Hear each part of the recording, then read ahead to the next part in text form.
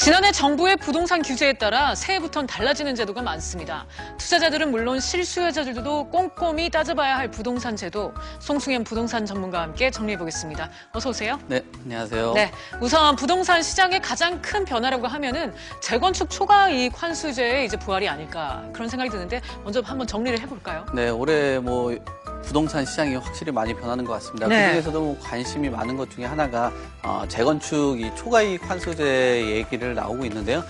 이 부분에 대해서 간략하게 이야기를 하면은 올해 부터 시작되는 그런 관리처분 인가를 받으면은 그 신청 단지에 대해서는 그 조합원들 1인 평균당 3천만 원 이상이 된다면은 최대 50%를 부담을 해야 되는 그런 상황이기 때문에 재건축 사업에 대해서도 많은 우려들이라든지 조합원들에 대한 그 목소리가 좀 상당히 클 것 같고요. 오피스텔 같은 경우도 상당히 또 규제가 또 올해는 강화가 됩니다. 분양권이 전매 기간이 제한이 됐었는데 그 전에 있었던 그 지역을 좀 더 넓혀졌습니다. 그래서 조정 대상 지역까지 확대가 되고요. 청약 시장 과열을 막기 위해서 300실 이상 되는 것들은 인터넷으로 그 청약을 신청하는 걸 의무화가 올해부터 시작되기 때문에 이런 부분도 올해 변화되는 부동산 제도라고 보시면 될 것 같습니다. 그렇군요. 한편 이제 집을 살 때는 대출 한도가 줄어들잖아요.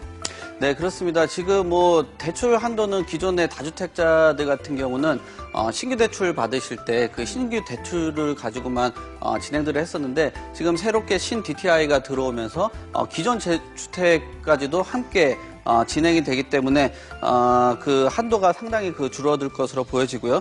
임대 사업자들 같은 경우는 RTI라는 그 제도가 또 들어왔습니다. 그래서 우리가 그 월세를 받을 때 월세 그 이자가 월세를 감당할 수 있을 정도만 해야지, 그렇지 않다면은 위험 투자라고 생각하기 때문에 대출이 막힌다라고 보시면 되고요. DSR이 이제 10월부터 도입이 되겠는데요.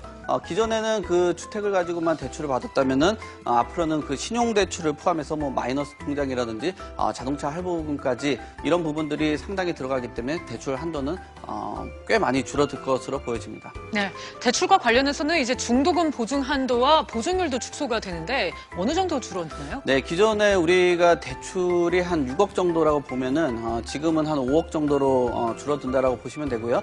다른 지역 같은 경우는 3억이 계속적으로 유지된다라고 보시면 될 것 같습니다. 그래서 수도권을 포함해서 광역시, 세종시 등은 6억에서 5억으로 축소가 되고요. 보증기간의 보증 비율도 90%에서 80%로 축소가 됩니다. 그래서 계약금하고 중도금, 잔금 할 때 중도금이 한 60% 정도 비중을 하는데 이 부분이 보증 한도가 상당히 떨어진다라고 보면 될 것 같습니다. 네, 계속해서 이제 거래세와 보유세까지 높아진 세금 부담에 대해서도 알아보겠습니다. 한번 내용을 볼까요? 네, 분양권 이제 양도세들이 강화가 되는데 기존 같은 경우는 1년부터 기간별로 차등으로 적용이 됐는데 지금은 보유 기간하고는 전혀 상관이 없이 양도세 부분이 50%로 일괄적으로 적용이 된다고 보시면 되고요.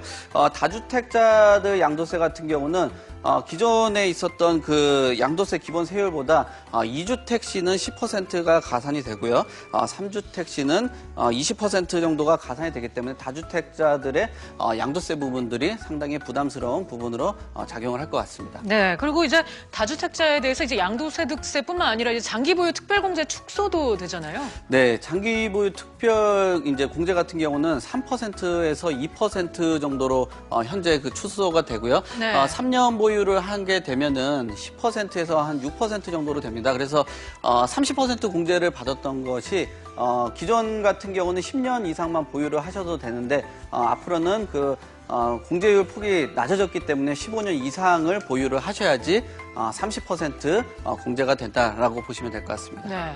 자, 이렇게 전방위적인 규제 탓인지 수요 감소에 따른 집값 하락이나 부동산 시장 위축이 불가피하다 이런 전망도 나오고 있습니다. 전문가님께서는 어떻게 보세요?